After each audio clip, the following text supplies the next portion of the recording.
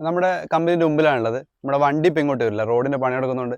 അപ്പോൾ ഇന്നൊരു പുതിയൊരു പ്രൊഡക്റ്റ് ഉണ്ടാക്കിയിട്ടുണ്ട്. അപ്പോൾ ആ പ്രോഡക്റ്റ് നിങ്ങളൊന്ന് കാണിച്ചു തരാം. അപ്പോൾ വായോ.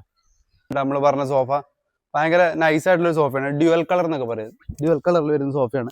ഇതിൻ്റെ ഈ ഹാൻഡിലിൻ്റെ ഇവിടെ ഒരു വുഡിൻ്റെ ഒരു ബീഡിങ് കൊടുത്തിട്ടുണ്ട്. ബീഡിങ് അല്ല, നല്ലൊരു പീസിനാണ് കേട്ടോ, വലിയൊരു പീസിനാണ് കൊടുത്തത്. അതേപോലെ തന്നെ ഈ സോഫ സ്റ്റിച്ച് ചെയ്തത് നൈലോണിൻ്റെ സ്റ്റിച്ചിങ് ആണ്. കാരണം വെച്ച് കഴിഞ്ഞാൽ നൈലോൺ പെട്ടെന്ന് അങ്ങനെ പൊട്ടൂല. നമ്മൾ കോട്ടൺ സ്റ്റിച്ചിൻ്റെ സോഫ ഒക്കെ എടുക്കുകയാണെങ്കിൽ പെട്ടെന്ന് പൊട്ടിപ്പോകാനുള്ള ചാൻസ് ഉണ്ട്.